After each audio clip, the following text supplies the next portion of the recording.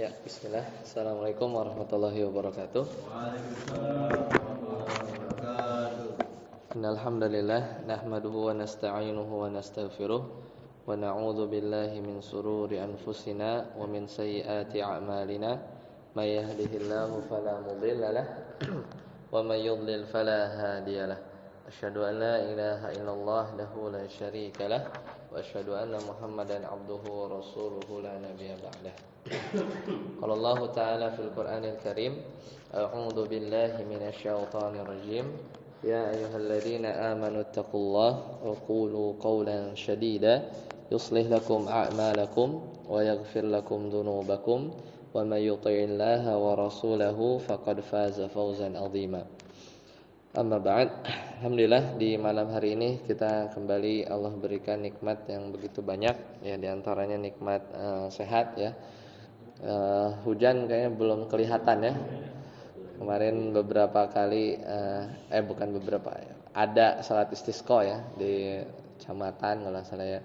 Ya, dan kalau daerah-daerah Cianjur gitu-gitu justru malah kekeringan deh ya. Ya, daerah pegunungan itu malah agak lumayan ini ya. Di sini air aman. Kalau bor ya. Di bor ya. Kering juga ya, ya insyaallah. Ya, semoga sebentar lagi lah ya. Tapi nanti ada hujan dengan hujan yang tidak membawa bencana juga ya nanti ke depan. Dan nikmat iman, nikmat Islam dan tentunya kita ya bersyukur kepada Allah biidznillah kita sudah bersabar ya istiqomah akhirnya sudah selesai di 2 pekan lalu, yaitu akidah kelas yang pertama ya 101.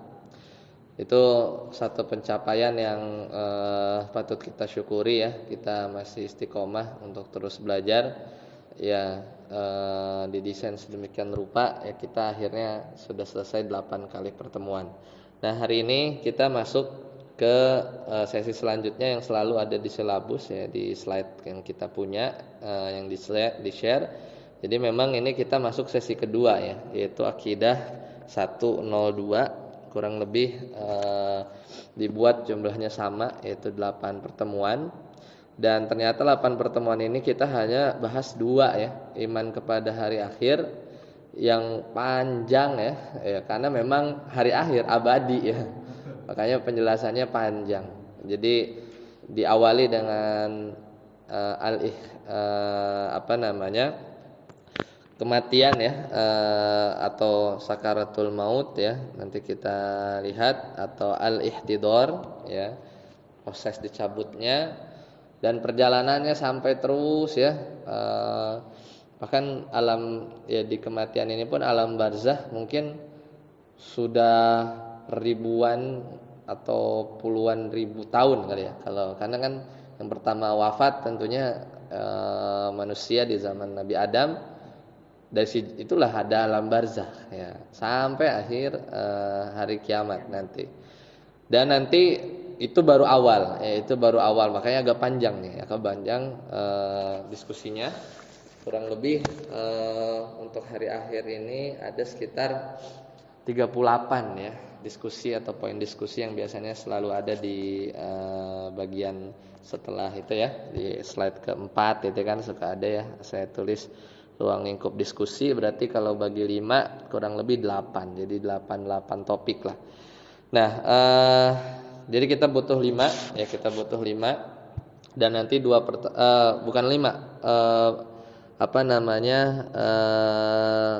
ya, ini salah ketik nih ya, 6. Jadi sampai 6. Kemudian nanti dilanjut dengan iman kepada takdir, ini salah ketik. Jadi total 8 karena memang panjang ya pembahasannya. Mulai dari nanti kita akan bahas insyaallah malam ini ya, keburu sampai tanda hari kiamat kecil. Kalau enggak nanti kita lihat waktunya ya, seperti biasa sejaman. Jadi nanti kita akan bahas tentang kematian ya, atau al-istidhar ya, sesuai yang disampaikan di slide. Kemudian nanti alam barzakh itu sendiri ya. Nah, kemudian di alam barzah itu nanti ada fitnah kubur ya. Itu pertanyaan-pertanyaan. Fitnah di sini adalah ujian, ya, adalah ujian. Kemudian nanti udah diuji. Sebenarnya kelas kemarin yang akidah 101 tuh harusnya ujian. Cuman yang kemarin tuh harusnya ujian. Karena juga janjinya masih belum nih. Yang sirah yang kemarin, sirah yang 102 juga belum ujian ya. Tahu masih ingat apa enggak ya? Kemarin kan sirah juga dapat 16 pertemuan juga ya. Akidahnya juga udah pertemuan 8. Ini sekarang pertemuan 1 di kelas yang kedua. Tentunya habis ujian ada ya nikmat kubur ya, atau kalau gagal remedial. Tapi kalau di alam barzah nggak ada remednya ya, adanya azab ya. Nanti di hadis yang panjang sekali itu nanti bagi orang-orang yang gagal menjawab pertanyaan ya, man rabbuk ya, wa ma dinuk ya. Kalau yang nggak bisa jawab nanti la adri ya, aku nggak tahu. Karena ini jawabannya atau ujian ini bukan buat dihafalin, tapi yang bisa jawab hanya orang-orang yang dalam masa hidupnya mengimplementasikan keimanan ini ya, yang kita lagi bahas. Nanti akhirnya salah satu yang nggak bisa jawab itu dibukakan ya. Kalau di penduduk surga itu yang nikmat kubur itu digelar perbandani ya, yang terhubung sampai pintu surga. Kalau di azab yang bagi orang-orang kafir itu dibukakan pintu neraka, kemudian kayak ada kanal ya yang mengarah ke sana, akhir panasnya itu nyampe ya ke, masih ini ngomongin alam barzah. Kemudian nikmat kubur, dan nanti kalau masih cukup syubhat-syubhat penolak azab kubur. Nah ini mulai ada penyimpangan-penyimpangan di sebagian kecil tentang rincian, yaitu dalam topik besar kita iman kepada hari akhir. Nah, hari akhir ini judul yang besar ya, detailnya itu banyak ya, detailnya itu agak banyak. Makanya bahkan di 6 pertemuan ya kita bikin. Kemudian nanti udah beres ya, baru masuklah fase yang sebelum kiamat ada tanda-tandanya dulu ya. Nanti ada tanda-tanda kiamat kecil ya, yang sudah terjadi, sedang terjadi, dan akan terjadi. Maksudnya tanda-tanda kiamat kecil itu ada 3. Yang udah terjadi, sedang terjadi saat ini, bisa kita lihat, sama yang akan terjadi, yang masih belum ya. Nanti tanda kiamat besar itu nanti kita akan bahas Dajjal. Nah, ini kan lagi rame nih ya, Palestina ya. Kita doakan semoga saudara-saudara kita ya memang udah jelas sih, maksudnya udah kelihatan di depan mata dan rasanya mutawatir juga ya, meskipun mungkin ada framing atau media yang mungkin kurang agak pas gitu ya, tapi udah jelas kan, maksudnya yang lagi berseteru itu pihak 1 dan yang 2, dan mana yang kita harus berada di sisi mana gitu, itu udah jelas banget. Karena kalau mengquote Ustadz Budi Ashari ya di videonya itu yang cukup ini, dia bawakan dalil surat Al-Furqan kalau nggak salah, itu ketika perang Badar ya, yauma taqal jam'an ya kan, yaumal furqan. Jadi udah ketemu tuh ya kalau di kisah perang Badar ya antara hak dan yang batil ya. Meskipun ya ada beberapa mungkin ya pendapat yang agak mungkin perlu dicek gitu ya banyaknya mungkin konspirasi dan lain semacamnya gitu ya. Ya tapi sudah jelas lah ya bagaimana mereka memang menzolimi saudara-saudara kita, yaitu negara ya Zionis atau dan semisalnya itu yang memang sudah merebut ya. Nah, maksudnya adalah itu ya walau alam ya, peperangan itu udah terjadi dari sejak lama ya, di tahun Ottoman Turki dan akhirnya 1942 atau 48 gitu ya, agak lupa ya, dengan ditandatandangi di desainnya perjanjian ya yang menunjukkan ada negara ya, akhirnya Palestina akhirnya keambil ya. Ya kemudian nanti Ya'juj Ma'juj tadi kan Dajjal, turun Nabi Isa, Ya'juj Ma'juj di surat Al-Kahfi. Kemudian ada peristiwa longsor yang besar ya. Ini tanda-tanda kiamat besar ya. Kalau kecil nanti kita bahas. Nanti ada asap ya, dukhon, itu yang akan akan mewafatkan ya orang-orang beriman, karena yang merasakan dahsyatnya hari kiamat itu orang-orang terpilih yang paling buruk maksudnya.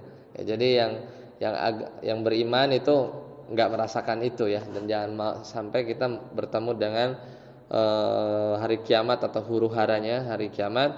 Kemudian terbit matahari dari yang kebalikan, sekarang kan dari timur ya, terbit dari barat, udah tutup ya pintu tobat, udah habis ya.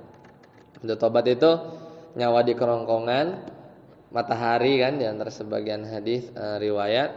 Kemudian juga apa ya, yang udah kayak case khusus mungkin ya di Fir'aun ya, kan dia di akhir hayatnya pas sudah mau tenggelam ya, sebenarnya itu mungkin sakarat ya, tapi secara zahir kayak agak masih hidup, cuman sudah bilang la ilaha, aku beriman tidak ada ilah seperti ilahnya Nabi Musa. Tapi di hadis yang terkenal ya, malaikat Jibril itu langsung ngambil pasir nyumpel ya Fir'aun supaya nggak tobat gitu ya, karena malaikat Jibril tahu ya, Allah itu Maha Pengampun, takutnya diampunin gitu ya.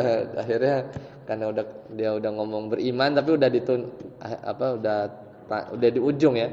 Ya mungkin sekarat atau mungkin ya udah jelas gitu. Makanya di ayat selanjutnya itu, sungguh engkau telah bermaksiat sebelum ya setelah Allah beri petunjuk lah, kurang lebih begitu. Agak lupa di ayat berapa. Kemudian ada dabbah ya. Ada dabbah, kemudian ada api yang menggiring manusia ya. Itu diantara tanda-tanda kiamat besar. Ya bahkan dari waktu nanti kita lihat ya hadis-hadisnya itu, entah dari Dajjal atau dari yang matahari terbit dari barat itu sebagian riwayat masih 40 tahun ya, sampai waktu sangkakalanya ya, di sebagian riwayat, meskipun nanti perlu dicek ya. Jadi masih ada jeda tuh ya, masih ada jeda waktu dari terbit. Pokoknya tuh udah rusak lah semuanya itu. Jadi karena udah tersisa orang-orang yang paling paling rusak gitu ya. Makanya kan kalau pernah dengar mungkin kita dibaca-baca gitu ya, udah berzina terang-terangan ya, karena tersisanya udah habis gitu ya, orang berimannya udah nggak ada gitu. Nah, sebagian riwayat memang agak lama, atau sebagian riwayat juga bilang udah deket ya. Memang itu tanda kiamat besar ya, yang tadi kita ucapkan. Baru kiamat kubro ya, kiamat kubro kelar, itu tiupan satu. Tiupan kedua yang ini ya secara umum orang-orang kafir Quraisy di surat An-Naba tidak percaya sebenarnya hari akhir secara umum sih sebenarnya. Secara umum, cuman memang dirinciannya ya dia mengkufurkan nggak mungkin lah kalau habis mati bangkit lagi gitu kan. Dibangkitkan gitu-gitulah. Nanti kita lihatlah syubhat-syubhatnya. Kemudian prosesnya seperti apa banyak di juz amma ya, yaitu langit terbelah dan seterusnya. Baru nanti yaumul ba'ats ya, dibangkitkan di padang mahsyar. Nanti di situ ada naungan ya, kalau urutannya ada naungan. Ada yang kalau di padang mahsyar itu yang paling ingat kita apa? Ada naungan Allah, matahari dekat ya kan. Ada yang semata kaki, ada yang pokoknya panas lah ya. Simulasinya adalah ketika haji ya. Ketika haji di wukuf Arafah itu, di antara hikmahnya adalah mengingatkan kita tentang hari kebangkitan ya. Kemudian nanti orang lalu lalang gitu kan, di hadis yang panjang juga tentang minta syafaat karena terlalu lama nunggu. Makanya di antara hari kiamat itu, hari akhir namanya al-qiyamah, qiyam, diri. Jadi enggak ada ngaso gitu kan, semua diri ya. Sebagian riwayat tanpa busana dan enggak ada yang kepikiran yang macam-macam karena sibuk dengan dirinya masing-masing. Dibangkitkan di umur yang sama, sekitar 33 tahun ya. Kemudian ya itu terlalu lama, yang mau udah ketahuan dari alam barzah, udah calon-calon penghuni surga itu terlalu lama nunggu itu. Tapi juga yang dari alam barzah juga udah merasakan azab kubur juga sudah ya makin takut gitu kan, makin takut. Akhirnya ada yang dinamakan syafaatul uzma. Kan pindah kan ke Nabi Adam, Nabi Nuh, Nabi Ibrahim, nggak bisa. Saya punya dosa yang banyak gitu kan. Padahal dosanya cuma 3 ya Nabi Ibrahim. Terus sampai Nabi Muhammad SAW, akhirnya syafaatul uzma ya diputuskan hari hisab. Itu yang ditunggu-tunggu sebenarnya. Padang mahsyar ini ngumpul nunggu sampai nanti syafaatul uzma. Kemudian habis hisab kisos, diselesaikan tuh. Yang hewan sama hewan, kemudian yang manusia. Orang tuh sibuk cari baik itu yang dizolimi atau terzolimi ya, saling menuntut ya. Di hadis yang panjang kan ada orang yang muflis ya, yang rugi bandar ya, karena pahalanya diambil ya, karena dia menzolimi ya. Kalau punya pahala, kalau enggak transfer yang keburukan dari orang yang dizolimi. Kemudian ditimbang, ada sirat ya, ada kontoroh ya. Ini sebagian hadis menyebutkan ada kontoroh, jembatan setelah sirat. Kemudian nanti banyak yang jatuh ya, ada syafaat lagi ya. Kemudian nanti baru membahas tentang nikmat-nikmat surga dan neraka. Itulah ujungnya ya, dan itu ujungnya ya. Itu ujungnya. Jadi kurang lebih itu memang agak panjang dan mudahan kita bisa jelaskan satu persatu. Ya. Sekarang kita masuk ya di slide yang ke-6 ya. Jadi kita mulai kurang lebih tentang mukaddimahnya ya. Mukaddimahnya itu diantaranya adalah tentang nanti kematian. Nah, ya kenapa disebut hari akhir? Karena ya udah itu akhir hidup ya, karena abadi ya, setelahnya itu abadi. Dan di akhirat nanti, maksudnya terutama di surga ya, di akhirat itu nggak ada lagi malam ya. Kenapa? Karena nanti matahari sama bulan tuh udah digulung ya, di Al-Qur'an dijelaskan dilemparkan neraka ya sebagai bahan bakar ya. Jadi ada hanya siang gitu dan beda ya, karena matahari nggak ada terbit lagi matahari ya, dan dikumpulkan nanti di satu tempat ya bagi dua golongan, itu neraka dan surga.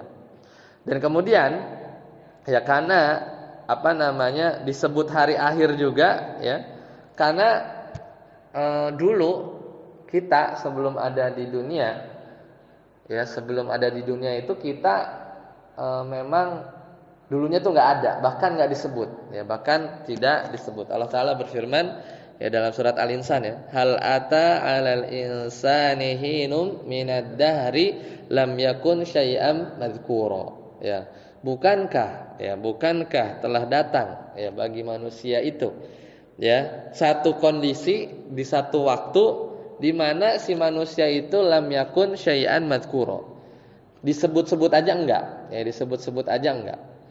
Jadi benar-benar dulu tuh kita asalnya itu dari ketiadaan yang mutlak ya, sempurna, enggak adanya itu sempurna. Karena kan ada orang yang mungkin enggak ada, belum ada, cuma udah disebut-sebut ya. Misalnya kayak Nabi Muhammad SAW dari zamannya Bani Israil itu belum ada, cuma udah disebut-sebut gitu kan. Berarti kan bakal ada. Nah, ini kita tuh dulu nggak ada kita kan. Jadi sebelum masuk alam janin disebut aja enggak ya, disebut aja enggak ya. Barulah nanti ketika masuk di alam janin ya, kita ditiupkan ruh, barulah disebutlah sama malaikat ya, rizkinya, kapan matinya dan seterusnya. Jadi memang kita tidak ada ya, dan baru nanti disebut ketika janin, kemudian di dunia, barulah nanti masuk ke alam barzah ya, dan barulah masuk ke alam akhirat. Jadi tahapan yang paling terakhir ya, kita akan abadi. Dulunya nggak ada ya, kita kemudian ada dan abadi. Nah, urgensinya apa? Ya, urgensinya kita sama ya. Kita sudah bahas 4.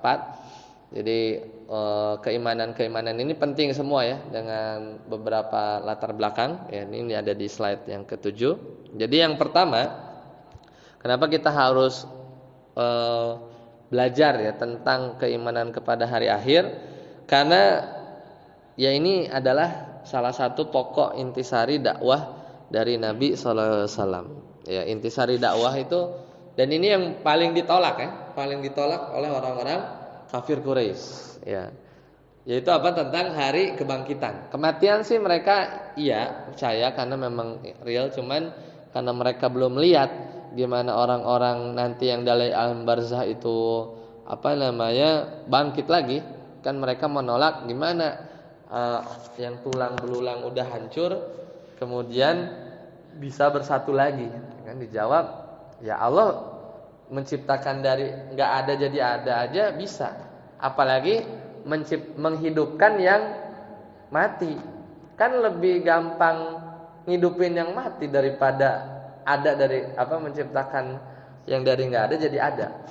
Kan lebih susah apa? Lebih susah yang dari nggak ada jadi ada. Kalau udah ada, udah pernah ada, ya meskipun tulang belulang, balikin lagi itu lebih ada karena ada bekasnya. Sebelumnya pernah hidup, dihidupin lagi, restart lah. Ibaratnya begitu kan, itu lebih mudah ya daripada membuat baru dari yang nggak ada jadi ada, ya. Jadi kayak misalnya amma yatasaalun anin nabail azim, itu diantara tafsirannya adalah hari kebangkitan yang mereka tolak, ya. Dan di sebagian ayat mereka nggak percaya tentang hari kebangkitan. Nah kemudian banyak dalil juga diantara urgensinya ya secara akal. Nah, secara akal ya diantaranya kita ya. Di antaranya kita itu hidup di dunia beramal ya, kemudian nanti dibalas ya, dan beramal ini kita berharap pahala ya, itu tuntutan logis ya. Kenapa? Karena selalu ada sebab dan ada balasan yang nanti kita dapatkan apa yang kita lakukan. Beda dengan teori hari akhirnya sebagian agama, misalnya reinkarnasi. Pernah dengar? Ya, reinkarnasi itu agak, maksudnya itu konsep akhirat juga bagi mereka gitu ya. Konsep mereka itu apa? Jadi kalau ini contoh ya apa namanya buat membandingkan dengan konsep akhirat kita tuh lebih logis kita. Ya kan tadi Anda bilang banyak dalil secara akal. Kenapa? Karena konsep-konsep akhirat dalam tanda kutip di sebagian keyakinan, misalnya reinkarnasi, itu mereka meyakini ketika kita wafat ya, maka kita akan dibangkitkan kembali ya pada sosok ruh yang baru, di mana itu adalah balasan dari ya sosok ketika kita hidup sebelumnya, di masa sebelumnya. Misalnya kita di dunia baik nih ya, soleh gitu ya, tapi miskin misalnya gitu kan. Akhirnya meninggal. Nah, nanti pas dia kalau meninggal ya, kemudian nanti bangkit lagi, mereka percaya itu dalam kondisi yang baik, jadi orang kaya gitu ya, misalnya jadi pejabat gitu ya. Jadi dan itu terus berulang ya. Kalau pakai begitu, itu ntar curiga sama diri antum sendiri, ini saya ini ruh yang keberapa nih? Jangan-jangan saya adalah ruh ya, dimana adalah ruh yang sebelumnya ya, yang sempat meninggal terus saya hidup lagi gitu ya. Makanya ada satu cerita ya, orang yang kuliah di ya di Timur Tengah, kemudian dia dari India gitu ya. Kemudian dia bertamu gitu ya sama temennya yang teman kuliahnya. Kemudian pas datang dia lihat ada kambing ya, ada kambing. Wah, ini jangan-jangan ini ruh ini nih paman saya gitu ya. Karena gitu kan, mereka keyakinannya kalau misalnya di dunianya buruk, mungkin pejabat cuman korupsi ya, nanti dia meninggal ntar ruh selanjutnya itu bisa jadi binatang lah apa gitu, atau jadi orang miskin gitu ya, yang jadi pembalasan dari ruh sebelumnya gitu ya, konsep mereka. Jadi agak-agak bantahannya mudah gini. Kalau emang benar itu ada, ya anggap reinkarnasi itu benar dan itu sebagai pembalasan, ya. Misalnya ya tadi ya, kalau ruh yang dulu maksiat gitu ya, orang kaya tapi mungkin zolim ya, kemudian dia mati dibangkitkan lagi, ntar jadi orang miskin yang sengsara dan lain-lain gitu ya. Maka harus dia misalnya di ruh yang baru itu dia harus ingat kejadian atau perbuatan-perbuatan di ruh sebelumnya. Sekarang pertanyaannya, kita yang hidup ini ingat gak? Apa kita pernah ingat kita ini sebelumnya berbahaya apa jahat gitu kan? Kan enggak. Kalau di akhirat kita, konsep kita Allah ingetin. Ya, yauma yatadzakkarul insan. Ya, jadi ntar di akhirat di padang mahsyar tuh CCTV dari 0 bulan sampai kita 63 tahun itu dijembrengin. Ingat, oh iya pernah zolim, pernah pernah mukul orang, pernah ngambil harta orang, pernah berbuat baik tuh ada. Kan fair, ya enggak? Kan mau dihisab harus ingat dong apa yang pernah kita lakukan. Nah, begitulah konsep dan itu akan ingat. Yang tadi mungkin kita lupa, kulit berbicara, ya kemudian mulut dikunci dan lain, itu detail bahkan enggak ada sepersekian detik pun yang enggak kerekam gitu ya dari pengawasan Allah. Ya, dan itu fair dan itulah yang memang pembalasan yang real. Kalau reinkarnasi kan kita jangan-jangan saya nih ruh yang keberapa gitu kan dari alam barzah hidup ya alam dunia ini ada mungkin dari anggaplah tahun 2000 berapa sekarang 23 ya anggaplah dari tahun 0 gitu ya 2023 ya misalnya dari tahun Masehi awal gitu ya dibagi umur manusia ya rata-rata bagi 70 misalnya ya berarti udah 28 kali gitu kalau memang benar teori itu ada. Jangan-jangan kita nih ruh ke angkatan 28 gitu. Ya kan? Yang mungkin adalah balasan dari ruh yang angkatan 27 ya gitu. Terus gitu. Kalau 2000 gitu. Cuman dunia nih mundur. Ya kan? Jadi kayak gitu. Jadi enggak logis. Kenapa? Salah satu enggak logisnya itu adalah kita tuh enggak pernah ingat ya kalau memang ada ya apa yang dilakukan pada ruh kita sebelumnya. Ya, itu mustahil ya. Memang enggak benar ya. Itu memang enggak benar. Ini contoh aja ya konsep akhiratnya sebagian keyakinan ya. Kalau kita logis, ya kita berbuat ini, kita punya pilihan, dihukum sebagaimana kita tahu konsekuensinya, kita enggak dipaksa ya. Kita memang tahu ya apa yang kita lakukan ya dan Allah takdirkan juga. Ya maka dengan itu ya dengan basis itu fair apa yang dilakukan maha adilnya Allah ketika menghukum atau memberikan pahala kepada orang. Ya. Kemudian itu tadi banyak keyakinan yang aneh-aneh ya. Itu diantara urgensinya kita harus belajar yaitu terhadap ya hari akhir. Misalnya tadi kaum musyrikin itu enggak percaya tentang hari kebangkitan. Logikanya adalah enggak mungkin tulang belulang ya atau dipertanyakan lah gimana orang yang misalnya hilang di laut gitu ya, jasadnya enggak ada gitu kan. Enggak bisa diotopsi juga atau meledak ya. Gimana? Ya itu ya gampang ya bagi Allah bukan sesuatu yang mudah. Yang enggak ada jadi ada aja bisa ya apalagi yang cuman entah kemana jasadnya ya balik lagi gitu ya. Ini dimainkan atau keyakinan ini terulang kembali kesalahannya itu oleh orang-orang falasifah atau orang-orang filsafat ya. Jadi ada sebagian ulama lah yang terkenal dan ulama ini ya dikritisi lah terutama yang paling sering mengkritisi adalah Al-Imam Al-Ghazali ya. Karena di sebagian pendapat orang-orang filsuf ya di bagian tentang kebangkitan ini karena mereka menolak enggak mungkin secara akal ya. Karena begini, misal terlalu kompleks ya karena mereka terlalu konsep gimana? Misalnya orang meninggal. Kemudian kan dia dikubur. Ya umumnya sih jasadnya hancur kan, kecuali para nabi atau sebagian orang yang mungkin Allah utuhkan gitu kan. Tapi hancur gitu kan. Hancur jadi tulang belulang, mungkin tersisa tulang ekor, tapi daging, tulang tuh mungkin hilang. Ya kemana? Dimakan maggot apa?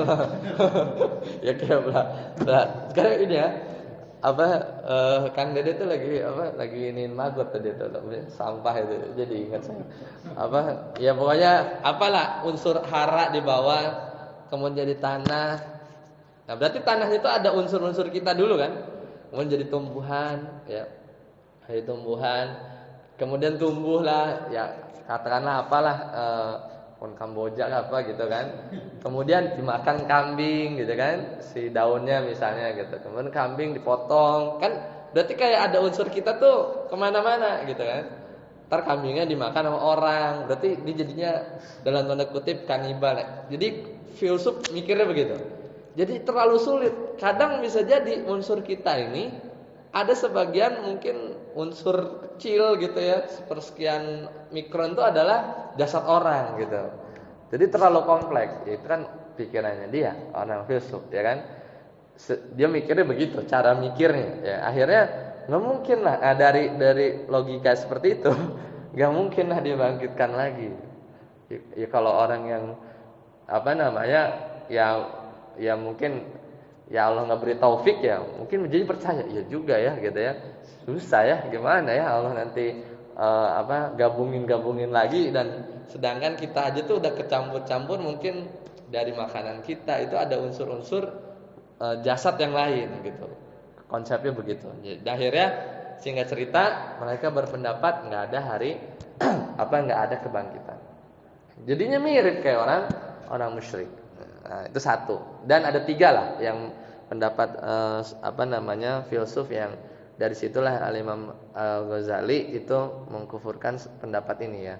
Dari 11 pendapat filsuf dalam bab akidah yang ya enggaknya sesuatu yang baru lah ya. Tapi yang 3 ini memang agak parah. Kemudian itu tadi reinkarnasi, itu konsep yaumul hisabnya sebagian keyakinan tadi, dan membantahnya ya nggak logis lah. Jadi kita nggak ingat masalahnya, ini kita jasad keberapa gitu kan. Terus kita merasa sebagai pembalasan ruh sebelumnya kan nggak pernah ingat gitu kan. Berarti itu nggak ada, ya memang nggak ada gitu. Jadi konsepnya itu nggak logis ya. Kenapa? Pertama karena pembalasannya berlangsung di dunia, ya kan ruh lagi kan, berulang gitu kan. Kemudian nggak ada bukti juga bahwa ruh kita ini adalah ruh angkatan kesekian ya, sebagai pembalasan dari ruh angkatan sebelumnya gitu kan. Itu juga enggak. Jadi agak ya begitulah ya. Itu khurafat lah sebenarnya. Khurafat aja ya. Jadi sedangkan kalau kita punya konsep orang-orang muslim itu memang inilah yang benar. Itu ketika kita jadi penghuni surga sama jadi penghuni neraka tuh kita ingat apa yang dilakukan dulu di dunia, fair ya. Jadi nikmat surga nerakanya itu dapat, nikmat surganya itu dapat, bukan nikmat, azab nerakanya juga benar-benar pedih gitu kan. Jadi memang apa yang dilakukan itulah yang dibalas. Itulah usaha yang memang kita selalu berusaha ya beramal kebaikan ya, dan insyaallah kita dimudahkan jalannya lah menuju takdir kita, dan kita selalu berdoa kita husnul khotimah ya. Yang penting kan akhirnya. Ya. Nah, terus tadi contoh keyakinan filsuf itu karena tadi mengingkari kebangkitan, ya. Kebangkitan ini 2 sebenarnya. Jadi kalau Ahlussunnah wal Jamaah itu konsep keyakinannya adalah yang dibangkitkan adalah ruh dan jasad. Itu yang dipegang.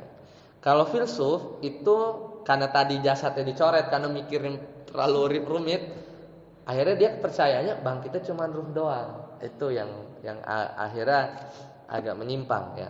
Karena sebagian ahli filsafat itu meyakini kebangkitan hanya ruh. Adapun jasad mustahil kata mereka. Karena terlalu banyak lah. Ini. Jadi apa istilahnya kalau laporan keuangan direkonsiliasi gitu ya, dihitung lagi ulang tuh agak susah gitu kata menurut logika mereka karena terlalu banyak ya. Itulah seperti. Nah, kemudian ya di antara urgensinya ya mungkin kita nggak bahas semua. Allah memuji orang-orang yang selalu mikirin akhirat. Kalau kita banyak hadis yang bunyinya begini. Man kana yu'minu billahi wal yaumil akhir falyaqul khairan aw liyasmut. atau man kana yu'minu billahi wal yaumil akhir falyukrim jarahu misalnya gitu kan, maka dia akan muliakan tetangganya dan seterusnya. Jadi selalu dikaitkan dengan keimanan kepada Allah dan hari akhir ya, karena orang yang mikir ya hari akhir itu pasti ada, itu pasti dia akan mempersiapkan. Makanya kata Umar bin Abdul Aziz atau Hasan Al-Basri, tabi'in lah, ini tabi'in ya, para salafus saleh itu sampai bilang begini, hari akhir itu ada gitu ya, hari akhir itu ada ya. Tapi orang-orang itu ya kayak ragu. Kenapa? Karena nggak kelihatan konsekuensi kalau dia tuh percaya bahwa hari akhir itu ada. Termasuk hari akhir itu kematian dan lain-lain ya. Karena orang yang misalnya dia tahu nih makan baru jam 7, sarapan. Dia yakin jam 2 tuh udah lapar. Ya, pasti ya jam 12 dia udah makan. Karena dia yakin jam 2 itu pasti lapar dengan kebiasaan dia. Nah, karena dia makan karena keyakinannya, dia melakukan konsekuensi logis karena dia yakin bahwa kalau dia nggak makan ntar jam 2 ada lagi meeting repot nih gitu kan, kerubuk perut. Sama kita ketika kita percaya hari akhir kita secara konsep ya, keyakinan, tapi memang banyak sebagian orang yang seolah dia ragu hari akhir itu ada atau enggak. Kenapa? Karena dalam kesehariannya itu seolah nggak percaya sebenarnya, dalam tanda kutip tidak melakukan hal-hal yang ya beramal soleh dan lain-lain, padahal nanti tahu ya setelah itu ada hari pembalasan, perhitungan dan semisalnya. Jadi sampai sebagian salaf ya, salafus soleh, para tabiin itu agak lupa teksnya, cuman kurang lebih secara makna seperti itu. Nah, kemudian Allah sebut-sebut juga ya di banyak ayat, kemudian pengaruh keimanan ya kepada hari akhir ini sangat luar biasa ya, luar biasa ya, karena di sebagian partnya itu ya, contohnya lah kematian lah ya, kematian itu pasti ada tandanya, nanti kita akan bahas satu persatu. Nah, sekarang selanjutnya kita masuk diskusi selanjutnya adalah tentang kematian. Nah, ini poin pembahasan tadi mukadimah. Nah, sekarang kita masuk tentang kematian. Atau istilahnya itu al-ihtidar ya. Nah, kematian ini baru pintu awal ya, perjalanan panjang sekali itu tentang hari akhir. Pintunya di mana? Yaitu di kematian. Kata Nabi sallallahu alaihi wasallam, "A'maru ummati ma baina sittina ila sab'in." Jadi umur umat Nabi sallallahu alaihi wasallam itu cuman 60-70-an. Ya, wa aqalluhum ya man yajuzu dzalik. Jadi jarang orang yang lewat lebih dari 70 maksudnya. Berarti kalau ada itu kan bonus. Nah, cuman dari 70 ini ternyata waktu efektif kita itu sedikit, ya kan? Sepertiga kita mungkin tidur, ya kan? 24 bagi 3 kan 8 nih, 8-nya kan tidur gitu ya. Ya tergantung apakah dia bos, pengusaha atau karyawan biasa ya, tidurnya beda-beda tuh, apa dosen ya. Ya tergantung kesibukan ya. Ya, jadi anggaplah sepertiga gitu kan. Jadi udah hilang tuh ya, 60-20. Kemudian dipotong kita berapa? 15 lah ya, 15. Berarti 60 kurang 35 kan sisa 25 ya. 25 waktu efektif masih gross ya. Masih gross. Netnya ya dipotong dulu lah sama jalan-jalan gitu kan, kemana, ke pantai ya, kemudian liburan atau apa. Yang ibadahnya mungkin ya dari 25 mungkin 10 atau 11-an. Itu pun masih gross juga karena belum tentu khusyuk kan. Ya kan? Dari yang khusyuk ya banyak faktornya lagi, mana yang diterima ya, mana yang ikhlas, mana yang enggak gitu kan, dan seterusnya. Jadi memang efektifnya kecil ya dari umur yang ada. Di compare dengan yaitu yang masa yang abadi itu yang makanya orang yang pintar ya, akyas itu adalah orang yang dia itu melakukan bersusah payah sebentar, benar-benar sebentar untuk mendapatkan nikmat yang abadi. Makanya orang-orang yang melakukan kemaksiatan, yang benar-benar nikmatnya itu dari katakanlah berzina lah, atau naudzubillah, atau yang lain, atau minum khamar gitu kan, itu hitungan menit atau mungkin ya paling lama jam lah kenikmatannya. Kemudian dia tuker ya dengan azab yang konsisten agak lama. Ya katakanlah misalnya dicuci lah, bahasanya dicuci kan, yang penting masuk ya jangan masuk neraka, ya insya Allah masuk neraka, cuman insya Allah masuk surga, cuman dicuci dulu tuh jangan sampai lah ya. Kita berharap masuk golongan orang-orang yang masuk surga tanpa hisab ya. Itu kan diantara cita-cita kita lah ya. Ada banyak caranya gitu kan. Kalau di kitab tauhid ya, orang yang tidak minta diruqyah ya, meskipun penjelasannya agak panjang, kemudian tidak minta dikai, dan dia bertawakal, satu lagi apa ya, Anda lupa, itu termasuk sebagian orang orang yang tidak masuk surga tanpa hisab. Dan di hadis tambahan lagi diriwayatkan Imam Ahmad, itu masing-masingnya itu membawa lagi sekian orang gitu ya. Jadi agak lumayan banyak, tapi ya kita berharap masuk di situ ya. Mungkin udah di booking sama para sahabat jumlahnya kan di Haji Wada itu sekitar 120.000 gitu kan. Di booking lama tabiin gitu ya. Ya mungkin masih ada lah kesempatannya, dan masih banyak pintu-pintu yang lain ya. Nah, kemudian tadi ya di kematian ini itu selalu ada tanda ya, selalu ada tanda, dan enggak mesti juga. Maksudnya begini. Jadi sebagian orang, terutama orang-orang soleh, itu biasanya diberikan oleh Allah itu firasat ya. Banyak nabi ya, Nabi Musa, Nabi Daud, yang ada hadisnya itu ya, didatengin kan, yang Nabi Daud lah misalnya ya. Umur Nabi Daud itu kan 60 plus 40, pas umur 100 tiba-tiba datang kan ya.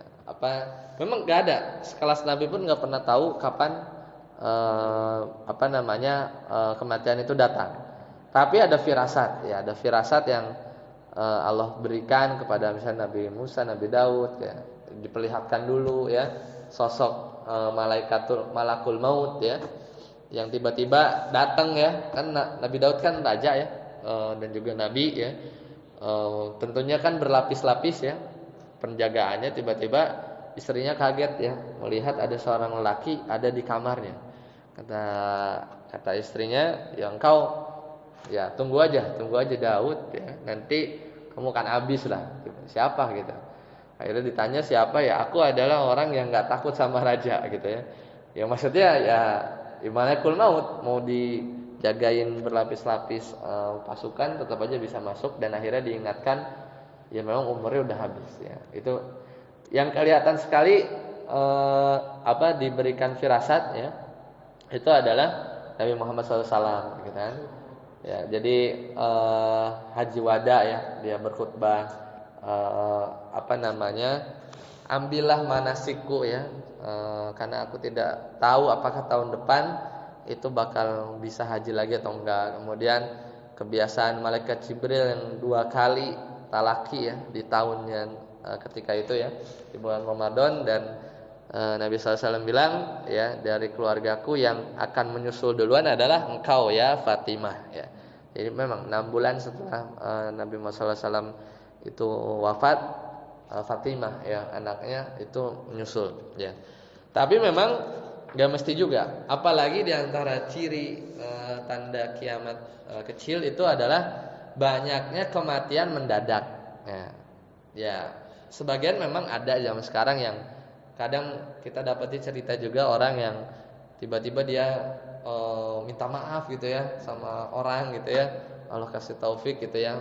Bahkan sampai safar misalnya untuk minta maaf kepada orang yang pernah dizolimi dan lain-lain, dan akhirnya pulang meninggal gitu kan. Atau tiba-tiba ngumpulin anak-anaknya gitu kan, ngasih wasiat gitu kan, dan apa misalnya bapak mau safar yang agak lama gitu kan, kemana nggak tahu gitu kan, tiba-tiba berapa hari kemudian wah panen, model-model begitulah. Itu memang tidak mesti, tapi itu bisa terjadi karena memang apa namanya, orang-orang soleh, para nabi itu diberikan apa namanya, kesempatan itu mungkin ya, jadi firasat. Tapi banyaknya yang mendadak. Ya betapa banyak, bahkan di kantor Anda itu kan kalau ada yang meninggal suka ada blast email gitu kan. Padahal ya meninggal gitu kan, baru umur sekian gitu ya. Padahal kemarin baru meeting gitu kan, baru meeting dan nggak ada apa namanya keluhan atau sakit atau apa, ya mendadak gitu kan. Dan itu juga memang diantara ciri-ciri kiamat, tanda kecil ya kiamat. Itu banyaknya mufajaah, jadi tiba-tiba apa namanya, kematian yang tiba-tiba. Nah, bagaimana kondisinya? Ya, pertama ini di slide yang nomor 7 ya. Jadi digambarkan bahwa pertama akan seorang itu akan merasakan sakaratul maut ya, sakaratul maut. Jadi kondisi payah ya, bahkan bagi Nabi itu sangat berat karena berlipat-lipat ya. Dan semua orang, mau yang beriman mau enggak, mau dia kalau salah di mana ya, di Jerman apa ya, dia punya teknologi yang katanya bisa bikin orang mati cepet gitu. Jadi maksudnya tuh supaya nggak sakit ya. Tapi siapa yang tahu sakaratul maut ya? Ya, udah suntik mati itu kan sakaratul maut ya sakit gitu. Cuman secara zahirnya aja kayak, cepet man. Ya diapain lah, apa tadi setrum apa gitu. Ada pokoknya, karena mungkin ya itulah kali apa boleh apa yang banyak bunuh dirinya kan di Jepang gitu ya. Tapi maksudnya mungkin teknologi kedokteran atau apa yang mengklaim mematikan secara cepat untuk meringankan rasa sakit. Cuman ya tetap aja mau gimana juga sakaratul maut ya, sebagaimana dijabarkan dalam hadis ya, ya kayak tarik ya, duri gitu ya. Itu sekelas orang yang beriman ya. Ya meskipun yang kelihatannya seketika gitu ya, tetap aja rasanya itu sama. Ya maksudnya ya kita belum pernah ya, dan akan merasakannya, tetap itu akan dirasakan oleh seorang manusia. Nah, setelah sakaratul maut baru namanya al-ihtidor. Ihtidor itu nyabutnya itu ya. Nyabutnya ruh dengan jasad ya, dengan jasad. Dan baru nanti adalah lepas ya. Jadi lepas antara ruh sama jasad. Jadi ada 3. Sakaratul maut ya, kemudian al-ihtidor ya. Kemudian adalah lepasnya ruh ya, nyawa dari jasad ya. Jadi sebelum itu tadi diawali sebagian orang ada yang mendapatkan firasat ya, ada yang mendapatkan firasat. Nah, sakaratul maut ya, sakaratul maut ya namanya sakaro, as-sukru itu artinya tertutup ya.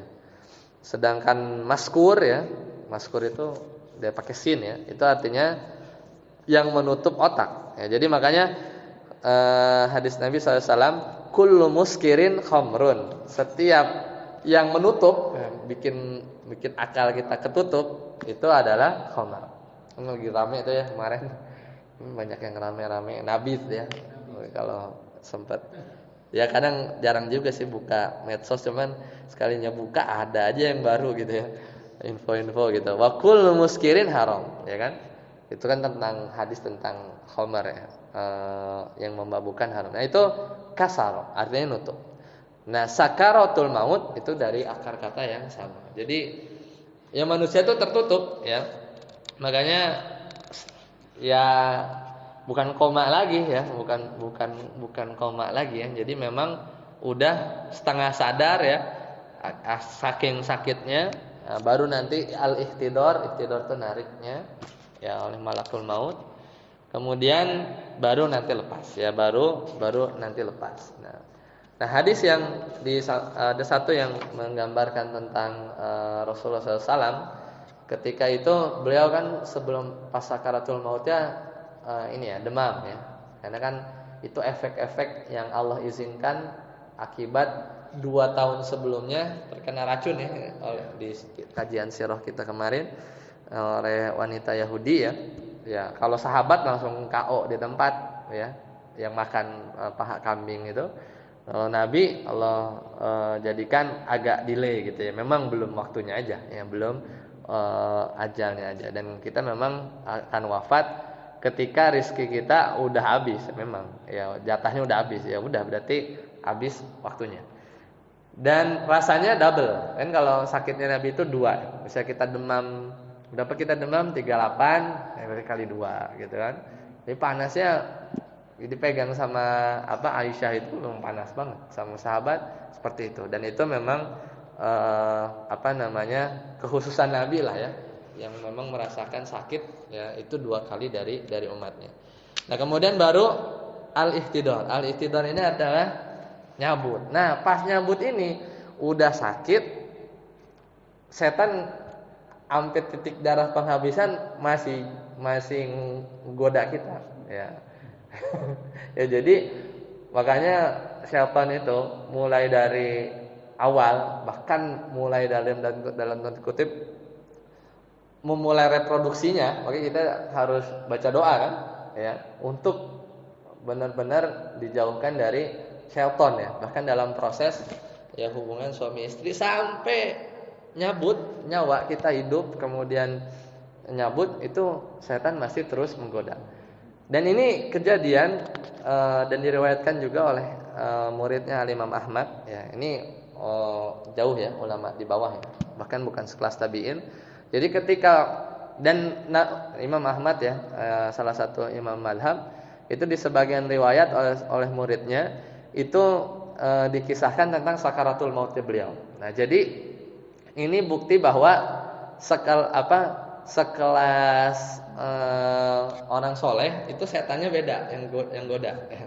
Jadi ketika proses udah sakaratul maut kan di depan, al-ihtidar kan tengah, baru lepas ya, baru lepas dicabut sama malakul maut. Jangan pusing mikirin karena nggak masuk akal juga. Malakul mautnya dalam 1 detik ini mungkin ada yang wafat berapa gitu kan. Itu sesuatu yang inilah kita imani saja kan. Kemana gitu. Pokoknya dicabut lah sama malakul maut. Nah, kemudian ketika sakaratul maut ya, kemudian tergambar atau di Allah tunjukkan dalam riwayat muridnya Imam Ahmad ini itu bahwa setan itu berucap ke Imam Ahmad bin Hanbal bahwa wah sudah aku udah menyerah gitu. Jadi dia kayak setannya itu kayak menunjukkan rasa kalah gitu di depan Imam Ahmad ketika Imam Ahmad mau wafat. Berarti kan udah habis nih. Ya. Kata Imam Ahmad, "Wah, aku enggak ketipu sama kamu." Jadi pengennya setan ketika setan jadi ngegodanya pas sakaratul mautnya Imam Ahmad bin Hanbal ini ya dikisahkan karena mungkin disaksikan sama muridnya. Kemudian ada setan yang menggodaku ditunjukkan, kemudian dia bilang bahwa aku sudah menyerah, aku kalah gitu, nggak bisa godain engkau lagi. Nah, kata Imam Ahmad, belum selesai ya sampai aku benar-benar wafat gitu. Jadi poinnya apa? Jadi bentuk godanya itu adalah setan ini pura-pura dia kalah. Sehingga nanti yang diharapkan oleh setan Imam Ahmad bin Hanbal itu ujub. Sombong gitu. Wah, maksudnya enggak digoda lagi karena kan udah sakaratul maut. Kata Imam Ahmad enggak. Belum menang sampai aku wafat gitu. Jadi celahnya itu sampai sekecil itu ya. Dan setan juga pinter ya, dia pura-pura kalah gitu ya, enggak bisa goda lagi gitu kan. Kemudian akhirnya supaya dia Imam Ahmad harapannya ujub. Ada sedikit saja dosa ya di akhir-akhir hayatnya ujub gitu ya. Insyaallah. Jadi perjuangannya itu sampai titik darah ya penghabisan orang gitu ya. Dan memang itu janjinya setan ya, janjinya iblis ya akan menggoda sampai habis ya. Makanya di al-ihtidar ini kadang ya itu ya tergantung balik lagi bagaimana kita kehidupan di fase di dunia lah ya, kondisinya seperti apa.